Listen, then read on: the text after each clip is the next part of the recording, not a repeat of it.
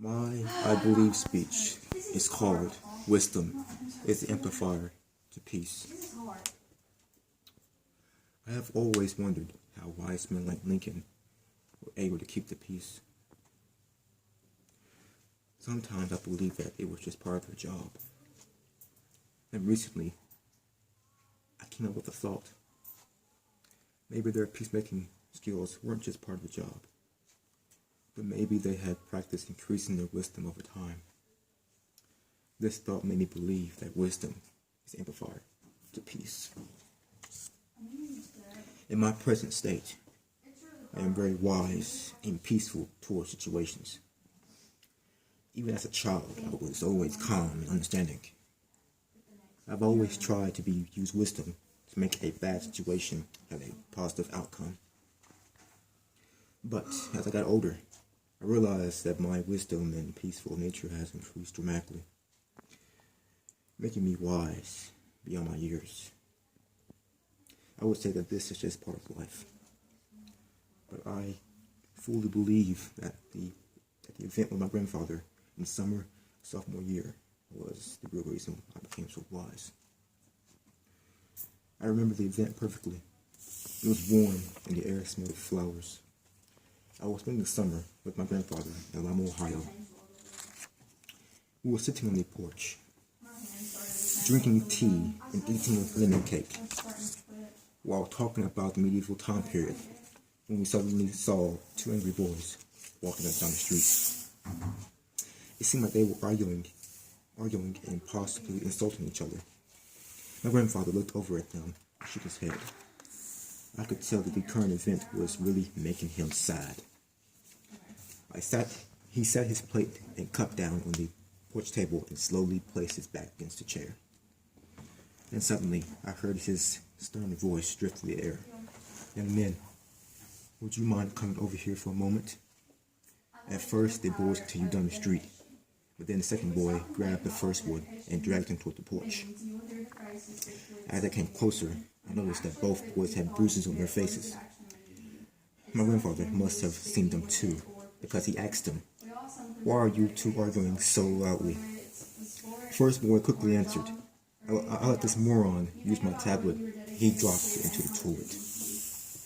The second boy tried to cut into the first boy's explanation of the event. Then my grandfather put up his hand, stopping the second boy in his tracks. The first boy then smiled and continued his story. He didn't even tell me about it until I tried to turn it on. After I found out, I broke his DSI. The second boy had heard enough and tried to push the other boy out of the way. My grandfather picked up his cup of tea and sipped it calmly. I looked at the boys and back at my grandfather. I was amazed by how calm he was, while these two boys were yelling and trying to get their side of the story told. Finally, my grandfather put the cup of tea down and said, "Young men, please be silent." The boys instantly settled down and gazed at my grandfather. "Here you stand, arguing about how you two destroyed each other's property. Have you thought about this thoroughly? However, before I proceed on about this matter, I want to ask you two a question. Are you two best friends?" The two boys looked at each other and nodded in response. My grandfather put his right leg over his left and looked at them. "Okay, then why are you arguing over such a silly matter?" He pointed at the second boy. "You were so quick to get angry at your friend because he dropped the tablet to the toilet and didn't tell you about it. But have you ever thought to think why he didn't tell you?" The boy was about to answer his question with a defensive answer, but he closed his mouth.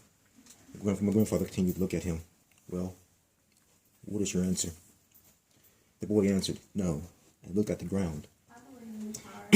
My grandfather pointed to the first boy and said, "Speak to your friend about why you didn't tell him." The first boy nodded and faced his friend. He told him that he was afraid that he would not want to be his friend anymore and that he would never forgive him. The second boy looked up at his friend and said that he would have never stopped being his friend and that he would have told him. That he could have told him. Yes, he would have been angry, but at least he would have told him. The second boy also apologized for breaking his friend's deal aside and offered to buy him another one. The first boy made the same offer about the tablet.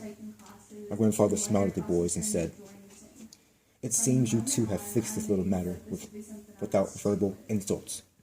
Remember, violence does not solve a problem. It only makes it worse. And so next time you two have a problem, make sure you hear each other out before you yell and throw insults. Who knows?